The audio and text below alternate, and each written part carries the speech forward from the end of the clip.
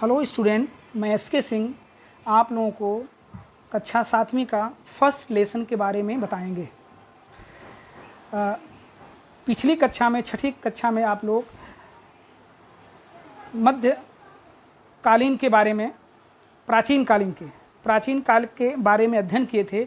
जो 9वीं शताब्दी के पहले के कालखंड को हम प्राचीन काल के रूप में हम जान सकते हैं, और इसके बाद वाले कालखंड को जो 9वीं शताब्दी से 18वीं शताब्दी तक माना जाता है, उसे हम जो है मध्यकाल के तौर पर जानते हैं। और इसके बाद मैं आपको इतिहास किसे कहते हैं इसके बारे में बताएंगे।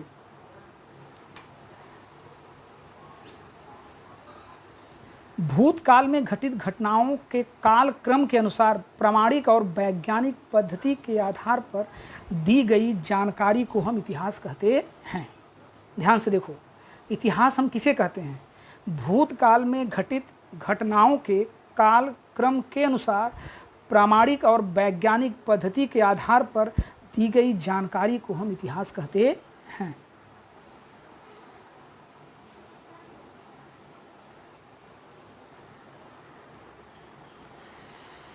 इतिहास की दृष्टि से व्यक्ति, समाज, स्थान, काल, ये 4 घटक अत्यंत महत्वपूर्ण होते हैं। जैसे बेटा, इतिहास को विश्वसनीय प्रमाणों पर आधारित होना आवश्यक होता है। इन प्रमाणों को भी इतिहास के साधन कहते हैं। हम इन साधनों का वर्गीकरण भौतिक साधन, लिखित साधन और मौखिक साधन में करेंगे। उनकी जानकारी प्राप्त करेंगे और इतिहास के इन साधनों का मूल्यांकन भी करेंगे। जिस ऐतिहासिक घटना का हमें अध्ययन करना है, उससे संबंधित अनेक घटनाओं का विचार करना पड़ता है। इसके लिए ऐतिहासिक साधनों के आधार पर लेना पड़ता है कि इन साधनों की जांच पड़ताल करना आवश्यक है कि नहीं है। उनकी प्रामाणिकता, सत्यता को पड़ताल करनी पड़ती है। इन साधनों का उपयोग अत्यंत सूझबूझ और विश्लेषणात्मक पद्धति के द्वारा करना आवश्यक होता है। जैसे इसमें भौतिक साधन है। भौतिक साधन क्या है? आपके इस पर दिया गया है, देखिए, इसे भौतिक साधन बोलते हैं। भौतिक साधन में क्या क्या होते हैं? स्मारक होते हैं, भवन होते हैं, गुफाएं होती हैं, शिलालेख होते हैं, सिक्के होते हैं, ताम्रपट होते हैं, किले और गढ़ होते हैं और स्मारक होते हैं। ये सभी भौतिक साधन के अंतर्गत आते हैं। ध्यान से देखना, ये प्रश्न पूछा जा सकता है आपके एग्जाम में, आपके प्रश्न में भी है। उपरोक्त वस्तुओं और भवनों अथवा उनके अवशेषों को इतिहास के भौतिक साधन कहते हैं। भौतिक साधनों में जैसे बेटा, आप इसके पहले आप डायनासोर के विषय में सुने होंगे। तो डायनासोर के कैसे हम जाने? क्योंकि उनके अवशेष हमें जो है खोज के माध्यम से प्राप्त हुए। उससे पता चला कि डायनासोर जो आज जो है धरती के अंदर जो हैं, इसके पहले थे। हमें कैसे पता चला? ये अवशेष हमें प्राप्त हुए, इससे पता चला कि डायनासोर, ये सब भौतिक साधनों के अंदर आते हैं। उपरोक्त वस्तुओं और भवनों अथवा उनके अवशेषों को इतिहास के भौतिक साधन कहते हैं। भौतिक साधनों में किलों अथवा गढ़ों को महत्वपूर्ण स्थान प्राप्त है। किलों अथवा गढ़ों के कुछ महत्वपूर्ण भेद होते हैं, जैसे गिरिदुर्ग, वन दुर्ग, जल दुर्ग और जमीन का किला। इसी स्मारकों में समाधि, मकबरा, उकेरे हुए छोटे शिलालेख तथा भवनों में रजवाड़े, मंत्री निवास, रनिवास, सामान्य लोगों के मकान आदि का समावेश होता है। इनके आधार पर हमें उस कालखंड का बोध होता है। इस प्रकार की चीज़ों के अवशेष मिलने से, खंडहर प्राप्त होने से पता चलता है कि इस प्रकार के चीज़ें उस समय रही होंगी। जैसे हड़प्पा और मोहनजोदाड़ो के अवशेष हमें प्राप्त हुए। इससे पता चलता है कि उस समय कितनी संस्कृतियाँ कितनी विकसित थी, कितने हम विकास हम कर लिए थे। इन सब चीज़ों से हमें यह पता चलता है। इसके आधार पर हम उस कालखंड का बोध होता है। वास्तुकला में हुई उन्नति का परिचय प्राप्त होता है। उस कालखंड की आर्थिक स्थिति, कला, ऊंचाई, निर्माण कार्य शैली, लोगों का जीवन किस प्रकार से रहा होगा, उसके बारे में हमें जानकारी मिलती है अवशेषों के माध्यम से। जैसे हड़प्पा था, मोहनजोदाड़ो था। इस प्रकार के अवशेष के माध्यम से तमाम तरह की जानकारियां हम अर्जित करते हैं। इतिहास के साधन के रूप में विभिन्न शासकों द्वारा सोना, चांदी, तांबा, धातुओं पर उपयोग किए ढाले गए सिक्के महत्वपूर्ण माने जाते थे। उस काल में किस प्रकार के लोग सिक्के ढाल करके उसमें सिक्के में जो है वहाँ के चीज़ों को, वहाँ के अवशेषों को दर्जित अंकित करते थे। ठीक है, जैसे आप देखो सिक्के हैं, पेशवा कालीन के सिक्के हैं, हैदर अली के सिक्के हैं, तो इससे आभास होता है कि उस काल में किस प्रकार के का इतिहास रहा होगा। सिक्कों के आधार पर शासक कौन थे, उनका कार्यकाल कैसा था, उनकी शासन प्रणाली या व्यवस्था कैसी थी, धार्मिक अवधारणाएं, व्यक्तिगत विवरण आदि की जानकारी प्राप्त होती है। साथ ही आर्थिक गतिविधियों और आर्थिक स्थितियों की जानकारी भी हमें मिलती है।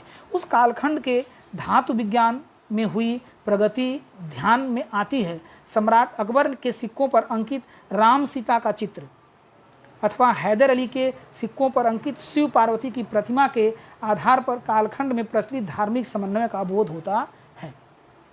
पेशवाओं के सिक्कों पर अरबी तथा फारसी का उपयोग किया जाता था।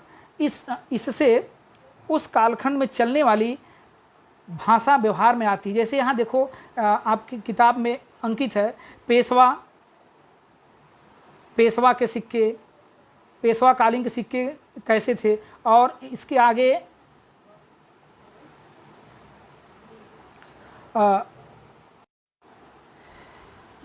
हैदर अली के सिक्के उस समय भाषाएं उनके ऊपर अंकित की गई थी। इससे पता चलता है कि उनके काल में किस प्रकार की भाषाओं का प्रयोग किया जाता था। पत्थर अथवा दीवार पर उकेरे गए लेखों, शिलालेखों, जैसे आप यहाँ देख लीजिए, पत्थर के आधार पर उकेरे गए शिलालेखों के माध्यम से हम जो है उस समय की स्थितियों का आकलन कर सकते हैं। जैसे तंजौर में बृहदेश्वर मंदिर के परिसर में उकेरे गए लेख, चालुक्य, राष्ट्रकूट, चोल अथवा यादव शासकों के कार्यकाल में उकेरे गए अनेक शिलालेख ऐसे प्राप्त होते हैं। शिलालेख इतिहास लेखन का अत्यंत महत्वपूर्ण और विश्वसनीय प्रमाण माना जाता है। शिलालेख के माध्यम से बेटा हमको ये पता चलता है कि क्योंकि उस समय किताब उताब तो थी नहीं, पेपर ऊपर तो थी नहीं, तो शिलालेख के ऊपर जो है वह पत्थरों के ऊपर मूर्तियों को उकेरते थे। इससे हमें पता चलता था कि कैसे लोगों कितना संस्कृति का विकास हुआ है। शिलालेख इतिहास लेखन का महत्वपूर्ण और विश्वसनीय प्रमाण माना जाता है। इसके द्वारा भाषा, लिपि, समाज जीवन जैसे घटकों को समझने में सहायता प्राप्त होती है। जैसे तांबे के पत्थर पर उकेरे हुए लेखों को ताम्रपत्र कहते थे। इन ताम्रपत्रों पर राजाओं के आदेश, निर्णय आदि जानकारी उकेरी हुई होती थी उस समय।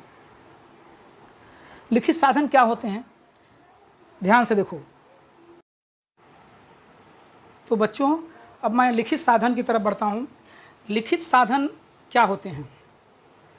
लिखित साधन की देवनागरी, अरबी, फारसी, सर्राफ, इसे घसीटा बोलते हैं, आदि लिपियों की बनावट तथा शैली विभिन्न भाषाओं के रूप में भोजपत्रों, पोथियों, ग्रंथों, आदेशों आदि आदेश पत्रों, चरित्रों, चित्रों द्वारा हमें मध्यकाल की महत्वपूर्ण ऐतिहासिक घटनाओं की जानकारी प्राप्त होती है। साथ ही विविध व्यंजन, लोक जीवन, वेशभूषा, आचार विचार, तीज त्योहार की भी जानकारी इससे मिलती है।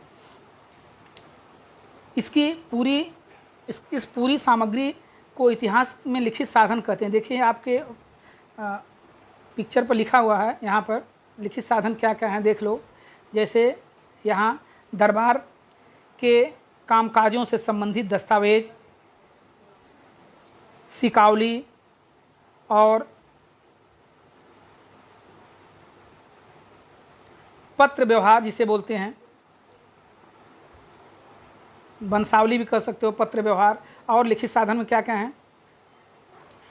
न्यायालय के निर्णय, आदेश पत्र, ग्रंथ, चरित्र, विदेशी यात्रियों से यात्रा वर्णन और इतिहास, तवारीख जिसे बोलते हैं, ये सब लिखित साधन में आते हैं। इस कालखंड में विदेशी यात्री भारत आए थे और उन्होंने अपना अपना यात्रा साहित्य लिख रखा है। उसमें अल बैरूनी, इब्न बतूता, निकोलस मनुची का समावेश होता है। जैसे बाबर का चरित्र, कवि परमानंद द्वारा संस्कृत भाषा में लिखित शिव चरित्र, श्री शिव भारत तथा विभिन्न शासकों के चरित्र एवं पत्र व्यवहार के आधार पर हम उन शासकों की नीतियों, प्रशासकीय प्रबंधन तथा राजनीतिक संबंधों को समझ सकते हैं। तवारीख अथवा तारीख का अर्थ घटनाक्रम अथवा इतिहास होता है। अल बैरूनी, जियाउद्दीन बरनी, मौलाना अहमद, याहया बिन अहमद, मिर्ज़ा हैदर, भीमसेन सक्सेना आदि द्वारा लिखी गई तवारीखें उपलब्ध हैं। बखर शब्द खबर शब्द से बना है। खबर शब्द का समाचार अर्थ समाचार है। महाराष्ट्र में बखर इतिहास लेखन का एक प्रकार है। बखर द्वारा तत्कालीन राजनीतिक घटनाओं, भाषा व्यवहार, सांस्कृतिक जीवन, सामाजिक स्थितियों जैसे घटकों को समझने में सहायता प्राप्त होती है। मराठी में अनेक बखरें घटनाएं घटित हो जाने के कई वर्षों बाद लिखी गई, फलस्वरूप उनमें कई बार सुनी सुनाई जानकारी पर बल दिया जाता था। महिकावती की बखर, सभासद की बखर, एक्याड़व कलमी बखर, चिटड़ीस की बखर, भाऊ साहब की बखर, खड़ा युद्ध की आदि बहुत सी ऐसी खबरें हैं। समकालीन पश्चिमी इतिहास रॉबर्ट आम, MC स्प्रेंगल और ग्रांट डफ द्वारा लिखित ग्रंथ महत्वपूर्ण हैं। मौखिक साधन क्या क्या होते हैं, ध्यान दो। लोक परंपरा में पीढ़ी दर पीढ़ी संक्रमित होती रही चक्की के गीत, जैसे ओविया, चक्की के गीत, लोकगीत, पोवाडे, कहानियाँ, दंत कथाएँ, जिसे पौराणिक कहानियाँ कहते हैं, मिथकीय कथाएं आदि द्वारा हम लोक जीवन के विविध पहलुओं को समझ सकते हैं। इन साधनों को इतिहास में मौखिक साधन कहते हैं। मौखिक साधन के देखिए आपके सामने फ्रंट पर लिखा गया है। मौखिक साधन क्या है, देखो।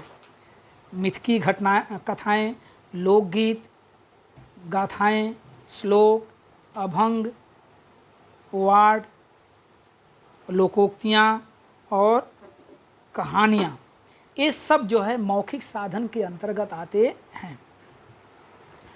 उपरोक्त तीनों प्रकार के साधनों के आधार पर इतिहास लिखा जाता है। यद्यपि इतिहास एक बार लिखा जाए फिर भी उस विषय से संबंधित अनुसंधान अथवा शोध कार्य निरंतर चलता रहता है। इन अनुसंधान अथवा शोध कार्य द्वारा नए साधन, नई जानकारी प्रकाश में आती है। इसके आधार पर हम इतिहास को पुनर्लेखन करना पड़ता है। जैसे हमारे दादा जी, दादी जी के समय की, माता पिता के समय की और हमारे समय के इतिहास की पुस्तकों को थोड़ा सा अंतर जरूर पाया जाता है। ऐतिहासिक साधनों का मूल्यांकन हम कैसे करेंगे? इन सभी साधनों को उपयोग में लाने से पूर्व कुछ सावधानी बरतना आवश्यक होता है। उन साधनों की विश्वसनीयता, प्रामाणिकता की पड़ताल करनी पड़ती है। उनमें मौलिक साधन कौन से होते हैं और जाली कौन से हैं, उसकी खोज करनी पड़ती है। इसके अंतर्गत प्रमाणों की पड़ताल कर उन साधनों की श्रेणी निश्चित की जाती है। लेखकों का सच, झूठ,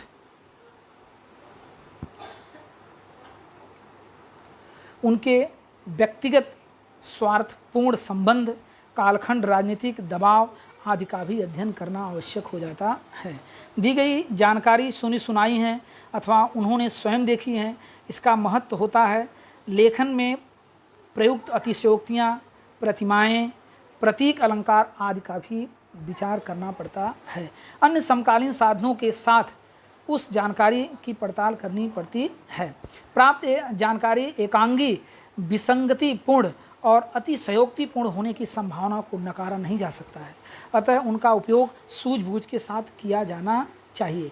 इन साधनों का उपयोग सदैव विश्लेषण के पश्चात करने की सावधानी बरतनी चाहिए। इतिहास का लेखन करते समय लेखक की निष्पक्षता और तटस्थता को असाधारण महत्व रखना चाहिए। इसके साथ बेटा यह लेसन, यह पाठ यहीं पर समाप्त होता है। बेटा क्वेश्चन आंसर आप लोग लिख लेना, जो भी डाउट्स है क्वेश्चन आंसर में आप मुझे व्हाट्सएप पर संपर्क कर सकते हैं। Okay, thank you.